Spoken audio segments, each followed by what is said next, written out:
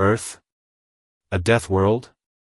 Zyrek clicked his mandibles in amusement, his 3 eyes flickering with disbelief. Beside him, his fellow students chattered in agreement, their laughter echoing through the sterile, glowing hall. The Galactic Academy's auditorium was filled with some of the brightest minds in the universe. Students from various species, all hailing from advanced, peaceful worlds, sat in their hoverchairs, staring at the holographic image of a small, blue planet spinning in the center of the room. At the front, Professor Vexel, an elder scholar from the Zalari race, observed them in silence. His elongated, translucent head pulsed faintly, showing no reaction to their laughter. He had expected this response. "I suppose you find this amusing," the professor finally spoke, his voice slow and measured. "Professor," with all due respect, Zyrek leaned forward, his exoskeleton clicking as he shifted in his seat. "You're telling us that this tiny, primitive world is classified as a death world? How is that possible? It's not even in a war zone. Its technology is centuries behind ours. Its species, humans, aren't even telepathic or enhanced. They don't have exoskeletons, regenerating limbs, or protective neural barriers. If anything, Earth should be classified as a fragile world, not a dangerous one." The professor sighed. He waved a hand, and the hologram zoomed in on Earth's surface. Images flickered across the room, torrential storms, volcanoes spewing molten rock, ice-covered tundras, vast deserts stretching for miles under a burning sun. The classroom grew slightly quieter. "I see some of you are reconsidering," Vexel said. He moved his hand again, and the next set of images appeared. A man sprinting through a blizzard, his breath fogging the air. A woman swimming through a violent current, her body cutting through the waves. A soldier dragging a wounded friend, blood trailing behind them. A firefighter running into a collapsing building, not away, but into the flames. The laughter died down. "What you fail to understand," the professor continued, "is that a death world is not just defined by its environment. It is defined by the creatures that survive within it. And humans, they do not merely survive. They thrive." Zyrek frowned, his mandibles twitching. "That still doesn't make sense. What are they adapting to? Surely, in this modern age, humans don't deal with threats anymore." The professor's expression darkened. "You assume their trials ended with technology. You are mistaken. Their greatest enemy has always been themselves." A deep silence filled the room. One of the students, a reptilian being named Korik, raised a clawed hand hesitantly. "Professor. If this is true, why hasn't the Galactic Council intervened? If Earth is so dangerous, why haven't they been conquered or guided into control?" Professor Vexel hesitated. For the first time, there was something in his eyes, uncertainty. "That is an excellent question," he admitted. "And one that even the Council does not have an answer for. There are things about Earth that remain unexplained." With another wave of his hand, the hologram shifted again. This time, it displayed a classified Galactic Council document. Lines of redacted text covered the screen, hiding crucial information. But one thing was still visible. A warning, written in bold, glowing letters. Earth is to remain untouched. No interference permitted. No exceptions. A ripple of unease spread through the students. Professor Vexel clasped his hands behind his back. "For your next assignment, you will be traveling to Earth. You will observe humans firsthand and determine if their reputation is exaggerated or justified." A soft beep echoed through the hall as their assignment files were sent to their personal devices. Most of them still looked unconvinced. Zyrek smirked. "This should be interesting." The professor only nodded. His gaze lingered on the hologram of Earth. "Yes, it will be." The sleek Galactic Academy research vessel, the Horizon, slipped through Earth's atmosphere, its hull shimmering as it adjusted to the planet's gravity. Inside, Zyrek and his fellow students observed their destination from the viewing deck. "Primitive world," Zyrek muttered, clicking his mandibles.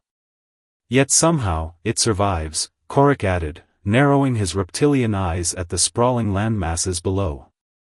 Their ship's AI Etheris crackled to life, its voice calm but efficient. "Adjusting environmental protocols. Caution, atmospheric conditions fluctuate unpredictably. Gravity density higher than standard levels. Native bacterial lifeforms are aggressive. Prepare for adaptation scans." The students exchanged amused glances. "Bacteria? Harsh gravity? What is this, a survival exercise for hatchlings?" one of them scoffed. But then, the turbulence hit. The ship lurched violently, sending students tumbling into their seats. A deafening boom echoed through the craft as a storm front suddenly formed out of nowhere. Lightning cracked. The AI's tone shifted. "Unstable weather anomaly detected, adjusting trajectory. Caution advised." "Impossible." Zyrek snapped. "No planetary weather should shift this fast." And yet, it did. The students' confidence wavered. This was not a controlled, peaceful world like their home planets. This was raw, unpredictable chaos. They were beginning to understand. The landing, a first taste of Earth. When the horizon touched down in a remote forest near the Rocky Mountains, the students descended cautiously. Their protective suits adjusted to the heavy gravity, though their movements still felt sluggish. The moment Zyrek stepped out, he felt it. The air was thick with oxygen, far richer than what most advanced species could tolerate. A mix of scents, earth, moisture, something alive, hit him hard. He had never smelled something so intense. The wind slammed into them. Uncontrolled, untamed, almost as if the planet itself was alive. "This place is wild," Korik muttered, his scales bristling. One of the students checked his scanner. Temperature fluctuating. The sun was just bright, but the readings say the temperature is dropping already? Zyrek narrowed his eyes. That wasn't possible. Planets didn't shift their weather like that. Yet, Earth did. Studying the locals, the first human encounter. The students activated their holodisguises, morphing their features into something that would not alarm the native species. They would blend in as travelers, observing from a distance. Their first stop was a small rural town, a place where they could observe humans without drawing attention. As they walked through the streets, they noticed something strange. Humans were everywhere, yet no two were the same. Some were young, full of energy, moving quickly despite the gravity. Some were injured, missing limbs, yet still standing. That was unsettling. They adapt, one student whispered. But what unsettled them even more was the way humans moved. There was no pattern, no predictable rhythm. They walked in different directions, spoke in different tones, made unpredictable choices. It was chaos. Yet, somehow, it worked. Human biology, the impossible resilience. Curious, Zyrek discreetly activated his bioscanner when a tall human man passed by, a construction worker, lifting heavy materials with ease. The readings made Zyrek stiffen. This cannot be right. Korik peered over. What is it? Zyrek hesitated. Then, in a low whisper, he read the results. His skeletal structure, it's dense, reinforced like a creature built for impact. So? Some species have that. No, you don't understand. Zyrek adjusted the scan. Look at the muscle composition. His body regenerates damaged fibers, not instantly, but over time, making them stronger after they break. Korik's eyes widened. You're saying, humans get stronger after being injured? That's unnatural. It was worse than that. Their entire biology is designed to endure extreme temperatures, oxygen saturation, even poison resistance. Zyrek's voice dropped. They are not fragile. They are evolving constantly. Korik's scales rippled with unease. That was when they heard it. A sudden cry for help. The test of strength, a human in peril. Turning their heads, the students saw a commotion near a collapsed structure at a construction site. Several humans were rushing toward the rubble, shouting in panic. Someone's trapped inside. Before the students could react, a human man, clad in a dusty uniform, bolted forward. The student's eyes widened. He ran straight toward the danger. No hesitation. No fear. The sound of splintering wood and crumbling concrete filled the air as dust billowed from the collapsed structure. The humans around the site were shouting frantically, scrambling for a way to help the person trapped inside. Zyrek and his fellow alien students froze, their instincts screaming at them to stay back. On their home planets, when disaster struck, the logical response was to wait, for authorities, for technology, for a carefully calculated solution. But the humans? They didn't wait. A construction worker, covered in dust and sweat, threw himself at the wreckage, using his bare hands to pry at the heavy debris. His muscles strained, his breathing was labored, but he did not stop. Another human joined him. Then another. Then another. They didn't run away. They ran toward the danger. Alien instinct versus human instinct. They're going to get themselves killed, Korik muttered, his reptilian eyes narrowing in disbelief. No, look closer, Zyrek said. His mandibles twitched as he observed their movements, their coordination, their sheer willpower. Human bodies were frail by galactic standards. No armor, no exoskeletons, no redundant organs to survive catastrophic injuries. And yet, they kept pushing forward. One man's hands were bleeding from scraping against rough metal, but he didn't flinch. Another woman's shoulder popped out of place as she forced a heavy beam aside, but instead of stopping, another human rushed over, helped her reset it, and they kept going. They're enduring the pain, Zyrek whispered. It didn't make sense. Pain was supposed to be a deterrent. A signal to stop before damage became fatal. Other species would retreat. But humans? They fought through it. The impossible rescue. The debris shifted, and a muffled voice came from beneath the wreckage. I'm here. I'm still alive. A survivor. The lead worker, a burly man with a thick beard, turned to the others. We need to lift this section. Now. One of the humans, a lanky young man, hesitated. That thing must weigh a ton. We can't. Then we try anyway, the bearded man barked. Zyrek checked his scanner. The weight of the debris exceeded the maximum lifting capacity of an average human. This is foolishness, one of the alien students muttered. And then, it happened. With a deep breath, the humans positioned themselves together. Muscles tensed, veins bulged, and with a collective roar, they began lifting. Zyrek's scanner flickered wildly. The readings were impossible, the humans were exerting force beyond their individual limits. They're pushing past biological constraints, Zyrek gasped. How? Korik's eyes widened. They're not lifting alone. They weren't. They were lifting together. Human bodies had limits.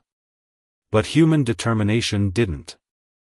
When one person's strength failed, another picked up the slack. They adjusted their stances, gritted their teeth, and fought not for themselves, but for the person trapped below. The rubble shifted, just enough for a hand to reach through. A woman, covered in dust, injured but alive, was pulled free. She coughed, winced, then smiled. Guess today's not my day to die.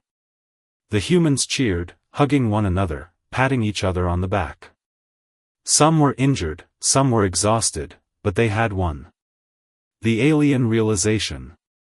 The alien students stood in silence. Zyrek's hands trembled slightly as he studied the scene before him. He had seen species that evolved to survive, creatures that could withstand extreme environments, endure starvation, or regenerate limbs. But never like this. Humans weren't biologically the strongest. But they refused to break. They didn't have exoskeletons. But they had each other. And that made them more terrifying than any predator Zyrek had ever studied. Twist, the biological mystery. Later that night, as they sat in their hidden research outpost, Zyrek pulled up the biodata from the rescue site. His hands hovered over his scanner, analyzing the human muscle structure, endurance factors, and pain response. And that's when he saw something impossible. This is not normal, Zyrek whispered. Korik leaned in. What?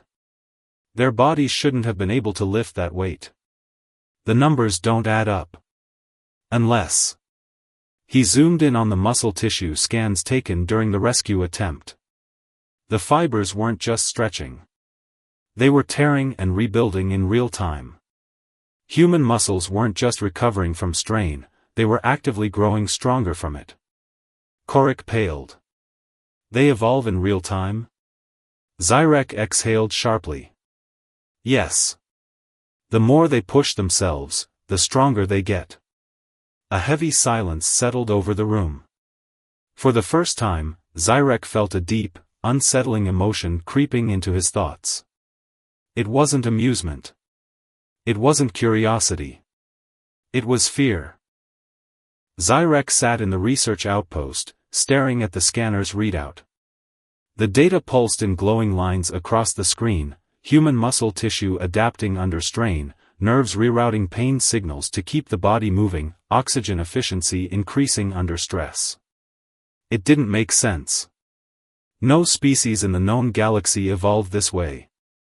Strength came from generations of careful genetic refinement, slow mutations over centuries. But humans? They evolved in real time. His claws tapped against the screen, reviewing the scan of the rescued woman from earlier. Despite her injuries, her vitals had remained strong, even getting stronger. The stress she had endured today would make her more resistant to it tomorrow. How? He whispered to himself. Pain, came a voice from behind him. Zyrek turned. It was Daniel, the human veteran they had befriended earlier that day.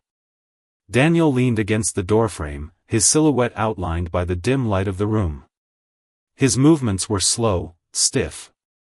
His body bore the scars of years of conflict. You're trying to figure out what makes us different, aren't you? Daniel asked. Zyrek hesitated, then nodded. Your bodies, they endure things that should break them. It isn't normal. Daniel chuckled, shaking his head. You ever break a bone before? Zyrek's mandibles clicked. No. My species heals without needing to break. Daniel sighed. He walked over and sat down across from Zyrek. Let me tell you something about humans, kid. You break a bone. It heals back stronger. You tear a muscle.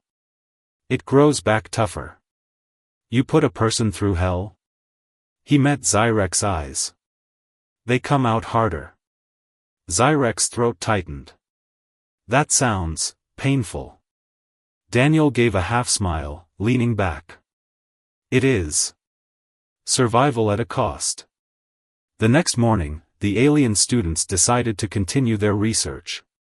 They traveled deeper into the town, this time to a rehabilitation center for injured veterans.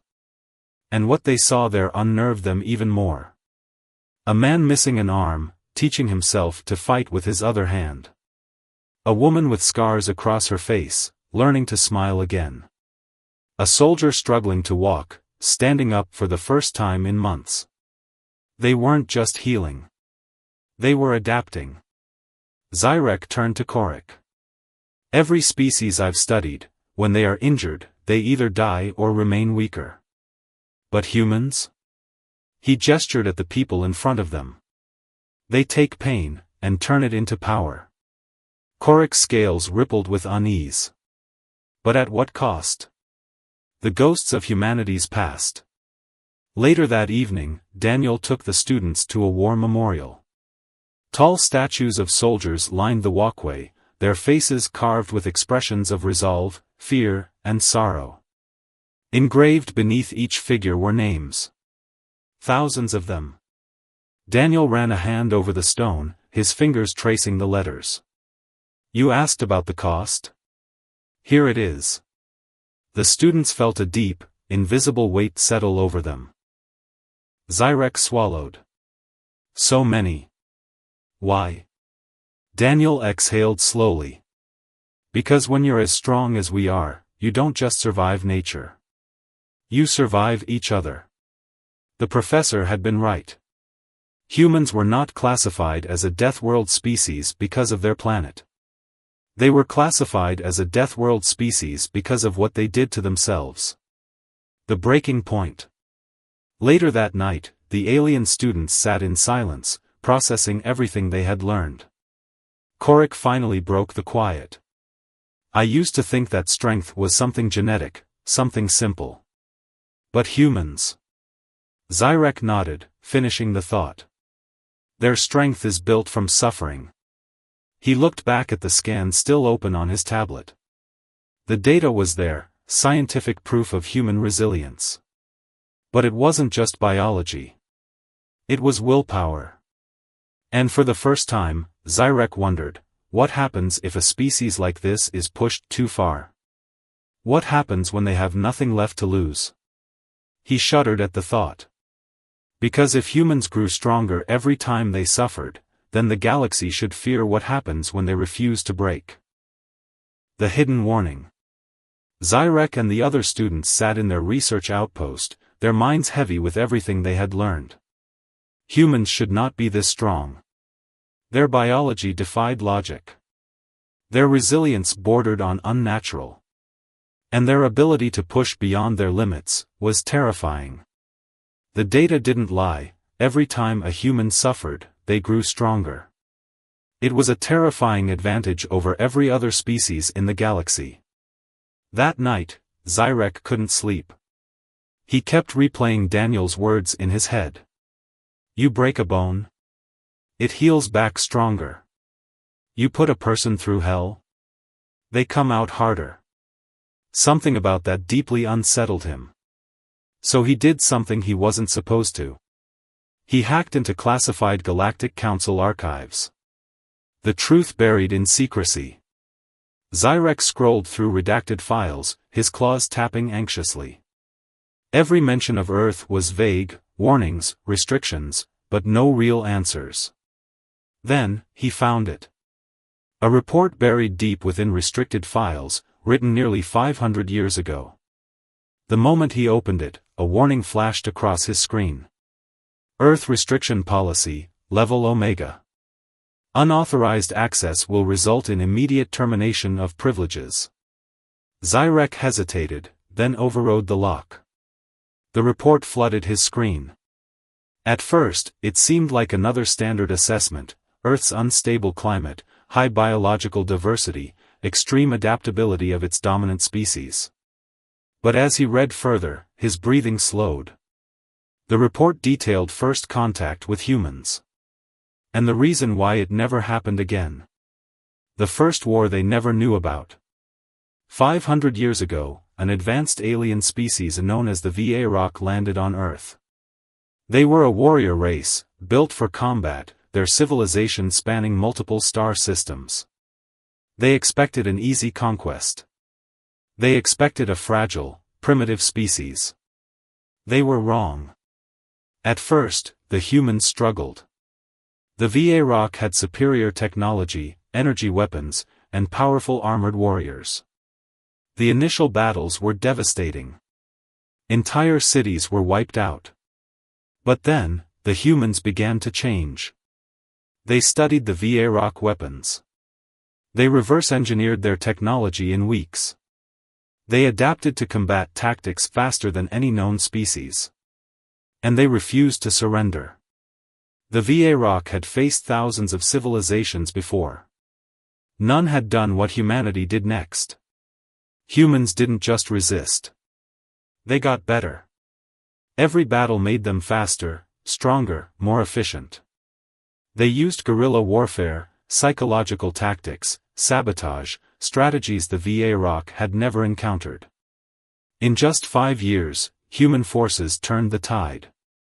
In 10 years, they hunted the Varrock down. And in 15 years, the entire Varrock species was extinct. The humans had exterminated them. The Council's secret decision. Zyrek's hands trembled as he read the final section of the report. The Galactic Council had watched the war unfold. At first, they considered intervening to help the Varrock. But then they saw what the humans had done. They saw how quickly they learned, how relentlessly they fought, how they would rather die than be conquered. And they realized something horrifying. If humans ever reached the stars, if they ever felt threatened by the larger galactic community, nothing would stop them. So instead of conquering Earth, the Galactic Council erased all records of the war. They declared Earth a no-contact zone. They spread false reports of humans being primitive and fragile. They ensured no species ever interacted with them again. It was not to protect humans. It was to protect the galaxy from them. The fear that lingers. Zyrek stared at the screen. His entire body was shaking. His species, his entire civilization, had always assumed humans were weak. But they weren't. They were the most dangerous species in existence. And the worst part? They didn't even know it. The warning. The next morning, Zyrek found Daniel sitting outside, looking up at the stars. For the first time, Zyrek didn't see a primitive creature. He saw a predator, disguised as prey. "Daniel," he said slowly. "What would happen if humans ever discovered that they were feared?" Daniel raised an eyebrow. "What do you mean?" Zyrek hesitated. He wanted to tell him. To warn him. But instead, he only said, "If the stars ever come knocking, promise me you won't answer." Daniel smirked. "Why?" Zyrek swallowed. He glanced up at the night sky, where the Galactic Council watched from afar, hoping humanity never realized the truth about themselves. He met Daniel's gaze and whispered. "Because the galaxy wouldn't survive it." The weight of truth. Zyrek stood outside the research outpost, staring at the sky. His heart pounded in his chest. He had spent his entire life believing that strength came from technological advancement, from biological superiority. Now he knew the truth. Strength wasn't just about evolution. It was about endurance. About willpower. And humans? They were the strongest species the galaxy had ever seen.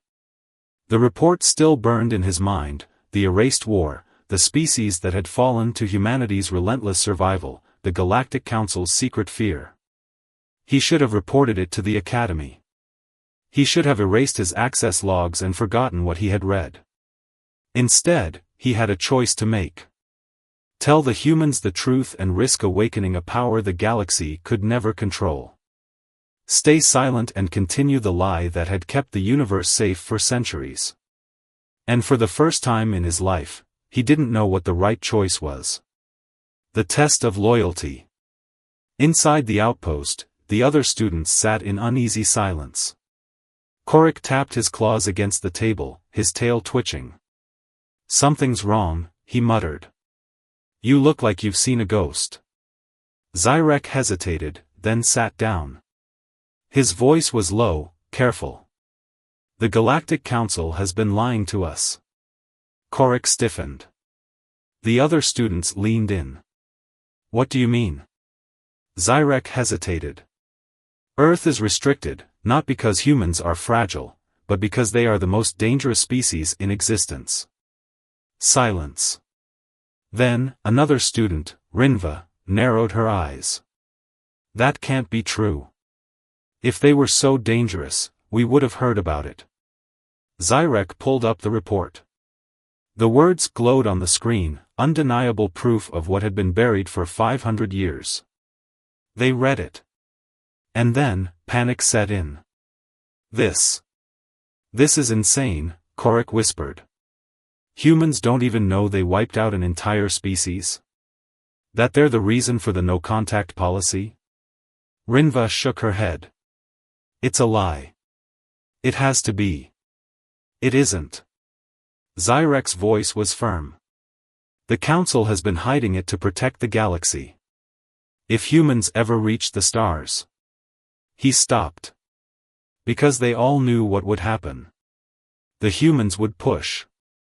They would fight. They would endure. And the galaxy would lose. A dangerous conversation. Zyrek found Daniel later that night, sitting on the hood of an old truck, sipping from a flask. The human veteran had seen too much, lost too much, and yet, he still smiled. Something's bothering you, bug boy. Daniel took a drink. Spit it out. Zyrek hesitated. He sat down beside him, staring up at the sky. What if I told you, that the stars weren't ready for you? Daniel chuckled. Ain't that the truth? No, Daniel. I mean it literally. Zyrek turned to him, eyes serious. What if I told you, the galaxy is afraid of you?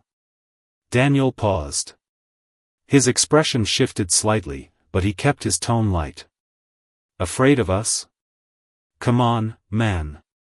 We don't even have spaceships yet. Not yet. Zyrek's voice was barely a whisper. But you will. And when you do, they don't know if they can stop you. Daniel was silent for a long moment. Then, he exhaled slowly. Huh. Not anger. Not shock. Just, acceptance. Zyrek's mandibles clicked in unease. You don't seem surprised. Daniel chuckled. I've been to war, kid. You see enough of the world, you start realizing something. He took another sip. People don't fear power. They fear what they can't control. The breaking point. Zyrek knew he had to make a choice. If he reported what he had learned, the Galactic Council would likely increase Earth's isolation. If he stayed silent, humans would one day reach the stars unprepared for the truth. Or he could tell the humans everything. And let them decide for themselves. But then, what would happen to the galaxy? The crossroads. Later that night, Zyrek gathered the students. We can't unsee what we've learned, he said. We have to decide, do we report this, or do we bury it? Korik looked uneasy. You're saying we should lie? No, Zyrek corrected. I'm saying we let humans make their own choice. The Council fears them because they think humans are nothing but war and destruction. But that's not true. They aren't just conquerors, Korik, they're survivors. Rinva crossed her arms. And if the Council finds out we didn't report this? Zyrek exhaled. Then we deal with that when the time comes. A long silence filled the room. And then, one by one, they nodded. The final moment. Before leaving Earth, Zyrek found Daniel again. You're right, Daniel. People fear what they can't control. Daniel smirked. Told ya. Zyrek hesitated. When your people reach the stars, don't let them think you're just weapons. Show them what I saw here. Daniel stood up, stretching. And what's that? Zyrek took a deep breath. Strength isn't just about fighting.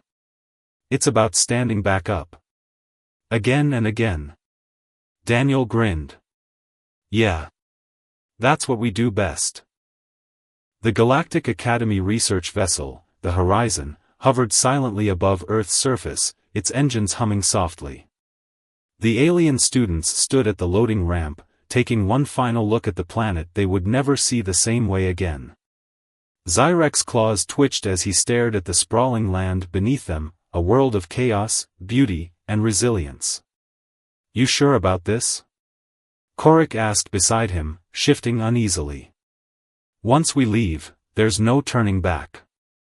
We'll have to lie to the Academy, to the Council." "It's not a lie," Zyrek murmured. "It's a choice." He glanced down at the data pad in his hand, the classified report detailing humanity's forgotten war.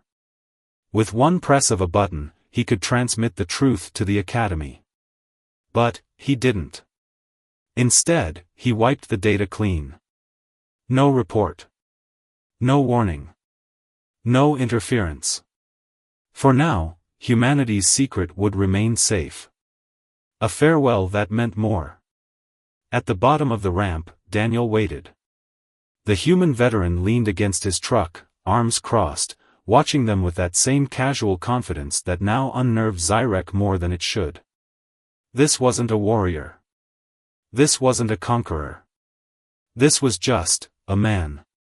And yet, Zyrek now understood why the galaxy feared him. Because if Daniel was pushed to fight, he would never stop. Not because of anger. Not because of violence. But because giving up was never an option for his kind. Zyrek approached him, feeling a weight in his chest.